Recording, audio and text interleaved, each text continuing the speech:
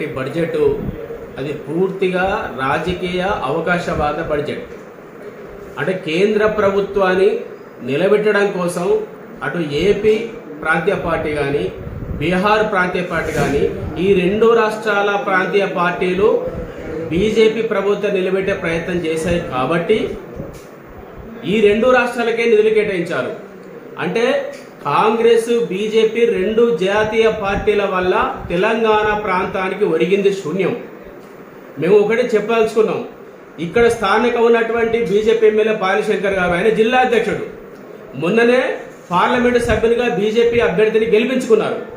ఇవాళ కేంద్రము ఇచ్చినటువంటి నిధులలో ఆదిలాబాద్ ప్రాంతానికి గుండు సున్నా విమానాశ్రయం నుంచి బడ్జెట్ కేటాయిస్తామని చెప్పారు, కొత్త రైల్వే లైన్కు బడ్జెట్ ఇస్తామని చెప్పారు, సిసిఐ పురం ప్రారంభిస్తామని చెప్పారు.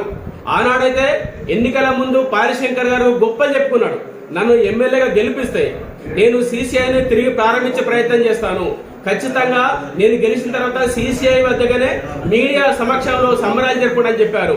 ఇవాళ పాయలశంకర్ గారు బీజేపీ పార్టీ జిల్లా అధ్యక్షుడిగా సిగ్గు తెచ్చుకోవాలి. ఇవాళ గుడం నాగేష్ గారు మొన్న గెలిచాడు ఎంపీగా, కొంచెమన్నా సోయి తెచ్చుకోవాలి. ఈ ఆదిలాబాద్ ప్రాంత ప్రజలకు బీజేపీ ఎంపీగా ఉన్నారు, బీజేపీ ఎమ్మెల్యేగా ఉన్నారు, ఒక్క నిధులు తీసుకురాకపోవడం అవమానకరం. సిసిఐ ఎడిపోయింది. ఇవాళ పైగా సిసిఐ పునః ప్రారంభించకపోగా 50 కోట్లు కేటాయించి మొత్తం దాన్ని డిస్మెటల్ చేస్తున్నారు. అక్కడ ఉన్నటువంటి 40-50 సిసిఐ కుటుంబాలను అక్కడి నుంచి తొలగించారు, మొత్తం డిస్మెటల్ చేసి దాన్ని రియల్ ఎస్టేట్ దందా చేయడం కోసం ప్రయత్నం చేస్తున్నారు. దాంట్లో స్థానిక ఎమ్మెల్యే పాయలశంకర్ గారు కూడా ముడుపులు అందాయన్నది ప్రజలకు ఒక అనుమానంగా ఉన్నది. ఇప్పటికైనా ఒక జాతీయ పార్టీకి బీజేపీ పార్టీకి జిల్లా అధ్యక్షుడిగా ఉన్నావు, ఆదిలాబాద్ ప్రాంత ఎమ్మెల్యేగా ఉన్నావు, ఇకనైనా నువ్వు ఈ ప్రాంత ప్రజల గురించి పట్టించాల్సిన అవసరం ఉన్నది.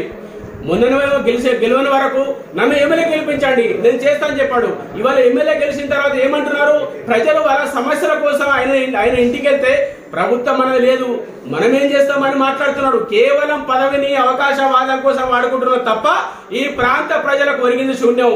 ఖచ్చితంగా బీజేపీ ఎమ్మెల్యే పాయలశంకర్ గారు, బీజేపీ ఎంపీ గుడం నాగేష్ గారు, ఇకనైనా మీరు సిగ్గు తెచ్చుకొని ఈ ప్రాంత ప్రయోజనం కోసం మీరు పాటుపడాలని చెప్పి, లేకపోతే రాబో తరములో మీకు రాజకీయ సమాధి తప్పదని చెప్పి హెచ్చరిక చేస్తా ఉన్నాం.